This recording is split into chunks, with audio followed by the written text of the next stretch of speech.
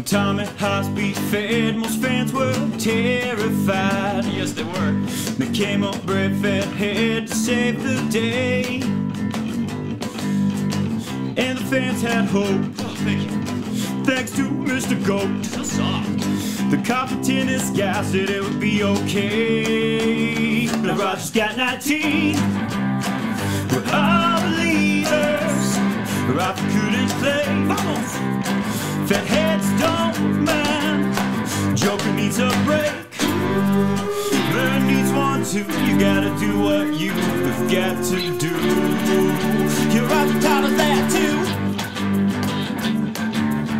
But come on, Mr. Goat. Hit that tambourine.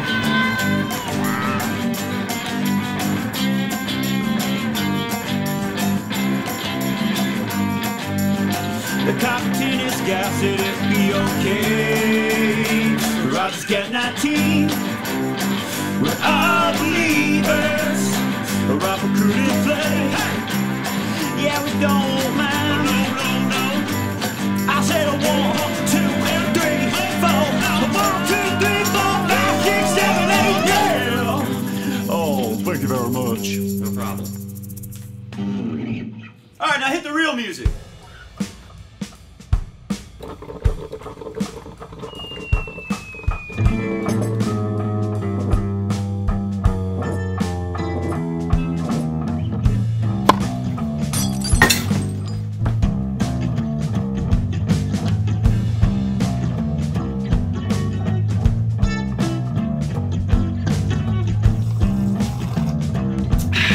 That's good.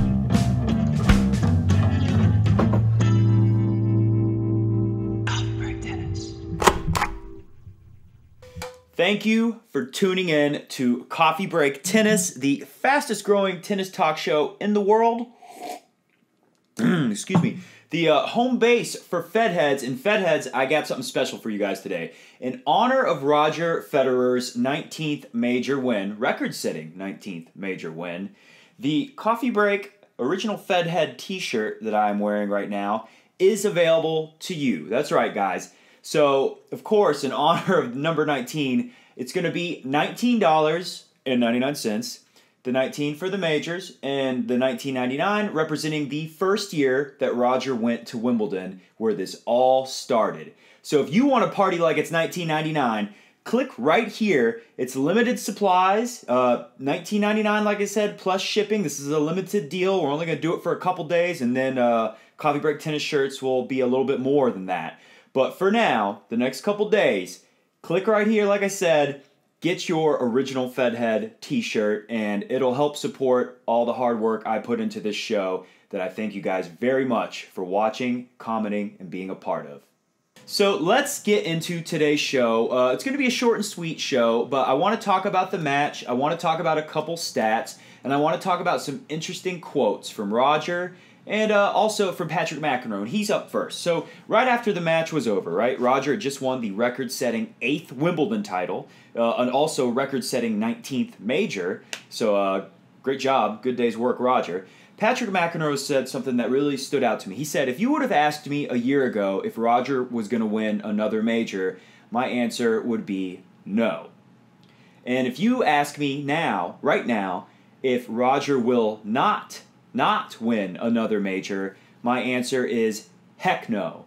And the reason why this stuck out for me so much is because being such a big Federer fan and eager to talk about tennis to anyone I meet any day, I've heard a lot of people in the last year, but actually as far back as 3 years ago I can recall, people telling me that Roger's done and he's never going to win another major. Like I said, for as much as 3 years, I've been hearing a good amount of people say this, people who know a lot about tennis. And I won't forget last year, after he lost to Raonic, I really heard it. You know, a lot of people said that was it, that was his last chance, and he would have got destroyed if he made it past Raonic by Murray anyway, so it didn't matter. And then when he announced that he was going to take half a year off, then I heard people say, well, here's the beginning of the end. And it always struck me as odd because the moment, and you guys have given me credit. I've gotten a lot of nice comments saying, you predicted this right after he lost in Stuttgart, my first ever Coffee Break Tennis. That's what inspired me to do this show. But you know what? It wasn't at Stuttgart when he lost to Tommy Haas that I predicted he would win Wimbledon this year. It was actually last year. Now, it wasn't right after he lost to Raonic. Actually, when he fell over and lost that match, I, for a moment, I have to admit, was worried this could be the beginning of the end. I thought, what if his knee is really, really messed up?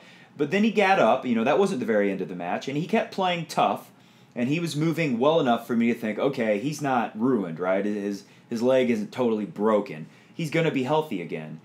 And then when I heard, this is what always strikes me is so odd, when I heard that he was going to take 6 months off, and so many people say, well, this is the beginning of the end. And to me, I said, you know what? This is it. This is the way he does it. If Roger wins another major, this is how he does it. I knew right at that moment, I said, half a year with the dedication that Roger has to his game. Not just practice, but to the fitness side. Now, a lot of us don't talk about it. We don't see him in the gym, and that just goes to show you how special and important it is to him because he keeps it a secret, right? He doesn't want his competitors, his opponents, to train the way that he does. So it's very secretive what exactly Roger does. But you better believe whatever he's doing, he's working hard at it. When I heard he was going to take 6 months off, I knew he wasn't just going to kick back on the sofa and relax for 6 months. I knew he was going to be working hard to get himself in the best shape he could possibly get his body in and take one last stab at Wimbledon to do it. Now, I didn't think he would actually win the Australian Open. I thought the whole thing was he was going to get really healthy and come back and win Wimbledon 2017. So this is very special for me. This is a big day for me, and it's a big day for you guys, FedHeads. So congratulations to all of us, and most of all, congratulations to Roger Federer and his family and his team that were a big part of this. So let's listen to this quote that Roger said in his interview after the match today. It's kind of similar to what those thoughts I was thinking a year ago. This is the conversation he was having with the family and the team that believed in him just as much as I did. So let's take a look. So Roger's talking in reference to his team and his family. I did ask them the question sincerely, to everybody on my team, if they thought I could win majors again. Basically, the answer was always the same. They thought if you were 100% healthy, you're well prepared, eager to play, then anything is possible. So there you go. Even Roger doubted himself a little bit, and he had to ask the team and the family if they believed in him. And, I think he knew that we believed in him, so that was part of it too. You better believe that. But the team and the family, clearly from the quote, they gave him the full support. And that's huge. Like I said, one of my top 8 reasons why Roger would win today from the day before yesterday, I said is the family, right? The family and the team giving him that support. They all believed in him. They all said, yeah, if you get healthy, you can do it. And he said, okay, well, let's take half a year off. I'm sure he probably asked, a doctor or his trainer, somebody. Pierre probably was part of it. He said, how can I get healthy? And they said, honestly, Roger, you want to get healthy, take 6 months off and do some rehab, and then work out hard in the gym, and then hit the tennis courts again. And he said, all right, let's do it. Sign me up. And boy, am I glad that he did. So now let's talk about the numbers and the stats very briefly. Let me take you to the computer real quick. Do you remember my magic number 70? Well, Federer needed to win 70% or higher of his total service points. That's first and second serves put together, right? He won 79%. I would have been happy with 71, 72, but he gave us 79. And he needed to make sure that Cilic won less than 70% of his total service points. Cilic won 54%. So Federer went above and beyond that number 70, and I remember how I was saying that was amazing that he held Berdych and Raonic to 67%. That was actually an error. I made an error, along with saying that Roger's in his 10th final. It was his 11th final. I'm sorry. I literally was so exhausted doing that show that I sat there and I said, okay, he's won 7, he's lost 3, so that's 10. He's in his 10th, all right? My brain was gone. And my other error was I gave those guys too much credit. I said they won 67%. Well, actually, they won 64%. Berdych and Raonic won 64% of their total first and serve points combined. And guess what? I was hoping that Roger could just do something close to that. Well, he did us better. He gave us 10% better. 54% is what he held Cilic to. Wow.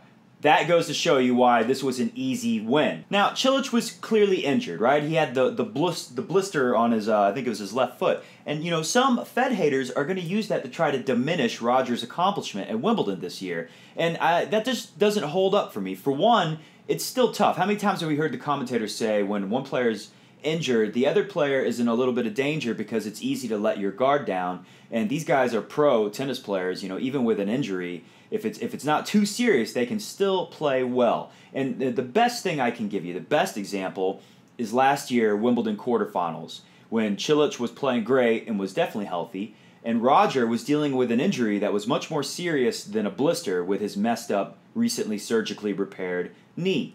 Cilic was up 2-0. And how did Roger respond with his serious knee problem?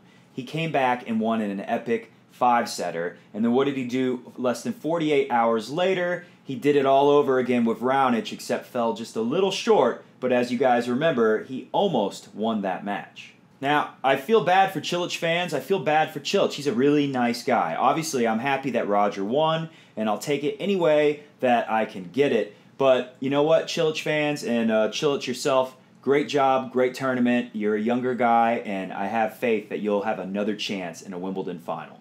But the only thing I could think at that changeover, right, the changeover where Cilic started crying, you know, a lot of people were really feeling for Cilic. I felt bad for Cilic, but that only lasted for a second because the first thing that popped in my head was, Roger, don't get distracted. Keep attacking this guy. It doesn't matter if he's on the changeover crying with the doctor and the trainer. He's still dangerous. Keep attacking. We got to win this thing.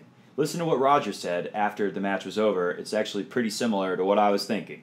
I thought maybe he was dizzy or something because I couldn't tell what it was. It actually made things easier because I didn't know and I couldn't tell. I just said, focus on your game. And boy, are we glad that Roger kept that focus. So congratulations to you, FedHeads. If you're anything like me and you've been waiting since 2012 for that victory we got at the Australian Open and now double victory today, congratulations to you. Always keep the faith in yourself and the dreams alive. And not just dreams about Roger Federer winning everything. I'm talking about your own personal dreams and goals that you have for yourself and your life. As Roger said in his interview today with the trophy in his hands, if you believe, you can go really, really far in life. I kept on believing and dreaming, and here I am with the 8th today. It's fantastic. So FedHeads, go out there and find your 8th. Whatever that might mean for you, I don't know. Whatever your goal in life may be. But do what Roger said. Keep believing. Keep dreaming. And I have a feeling that you'll get there too one day.